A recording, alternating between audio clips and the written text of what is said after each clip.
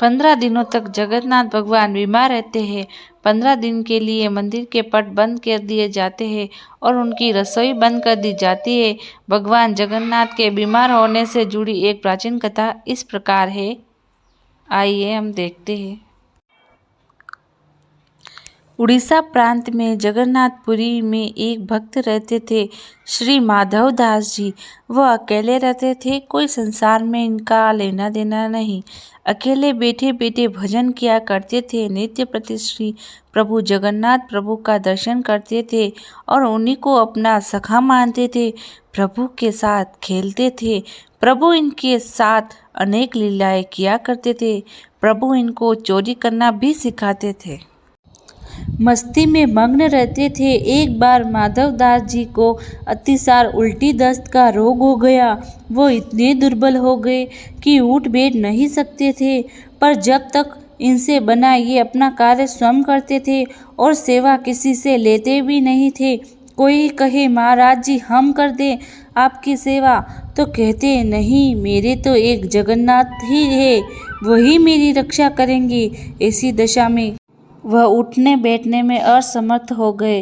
तब श्री जगन्नाथ जी स्वयं सेवक बनकर इनके घर पहुंच गए और माधव दास को कहा कि हम आपकी सेवा कर देंगे। भक्तों के लिए अपने क्या क्या नहीं किया, क्योंकि उनका इतना रोग बढ़ गया था कि उन्हें पता भी नहीं चलता था कि कब मल मूत्र त्याग देते थे।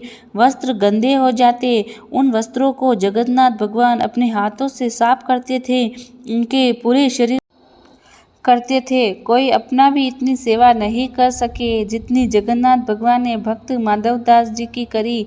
जब माधव दास जी को होश आया तब उन्होंने तुरंत भगवान को पहचान लिया कि यह तो मेरे प्रभु ही है। एक दिन श्री माधव दास जी ने पूछ लिया प्रभु से, प्रभु आप तो त्रिभुवन के मालिक हो, स्वामी हो, आप मेरी सेवा कर रहे हो, आप क्या चाहते हो? तो मेरा ये रोग भी दूर कर सकते थे। रोग दूर कर तो ये सब नहीं करना पड़ता। ठाकुर कहते हैं, हाँ देखो माधव, मुझसे भक्तों का कष्ट नहीं सहा जाता, इसी कारण तुम्हारी सेवा मैंने स्वयं की। जो प्रारब्ध होता है उसे भोगना ही पड़ता है। अगर उसको काटोगे तो इस जन्म में नहीं, पर उसको भोगने के लिए फिर तुम्हें अगला जन्म लेना पड़ेगा। और मैं नहीं चाहता कि मेरे भक्त को जरा से प्रारब्ध के कारण अगला जन्म फिर लेना पड़े, इसलिए मैंने तुम्हारी सेवा की। लेकिन अगर फिर भी तुम कह रहे हो तो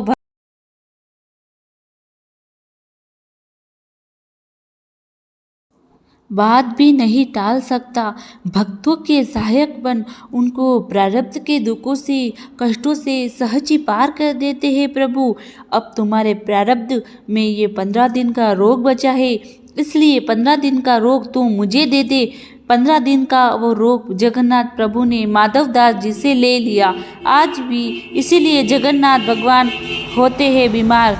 वो तो हो गई तब की बात, पर भक्त वत्सलता देखो, आज भी वर्ष में एक बार जगन्नाथ भगवान को स्नान कराया जाता है, जिससे जगन्नाथ स्नान यात्रा कहते हैं। स्नान यात्रा करने के बाद हर साल 15 दिन के लिए जगन्नाथ भगवान आज भी बीमार पड़ते हैं। 15 दिन के लिए मंदिर बंद कर दिया जाता है। कभी भी जगन्नाथ भगवान की रसोई बंद नहीं होती, पर इन 15 दिन के लिए उनकी रसोई बंद कर दी जाती है। भगवान को 56 भोग नहीं खिलाया जाता। भगवान बीमार हो तो परहेज तो रखना पड़ेगा। 15 दिन की जगन्नाथ भगवान को काढ़ों का भोग लगता है। इस दौरान भगवान को आयुर्वेदिक काढ़े का भोग लगाया जाता है। जगन्नाथ धाम में तो भगवान की बीमारी की जांच करने के लिए हर दिन वैद्य भी आते हैं। काढ़े के अलावा फलों का रस भी दिया जाता है। वही रोज शीतल लेप भी लगाया जाता है। बीमार के दौरान उन्हें फलों का रस, छेना का भोग लगाया जाता है और रात में सोने से पहले उनको मीठा दूध अर्पित किया जाता है। भगवान जगन्नाथ बीमार हो गए और 15 दिनों तक आराम करेंगे। आराम के लिए 15 दिन तक मंदिर पट भी बंद कर दिए जाते हैं और उनकी सेवा की जाती है ताकि वे जल्दी ठीक हो जाए। जिस दिन वे पूरी तरह से ठीक होते हैं उस दिन जगन्नाथ यात्रा निकाल लेती है, जिसके दर्शन हेतु असंख्य भक्त उमड़ते हैं।